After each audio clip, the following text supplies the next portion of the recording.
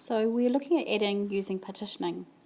When we're adding using partitioning, we're adding the 1s and the 10s separately. So have a look at this example here. Our example is on camp. Sam stayed up on a sailboard for 23 minutes one day. The next day he stayed on for 35 minutes.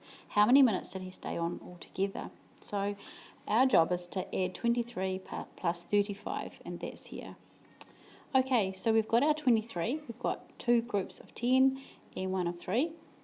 We've got 3 groups of 10 here and 1 of 5 to make up our 35. So what we're going to do is we're going to add our 20 here plus our 30 together.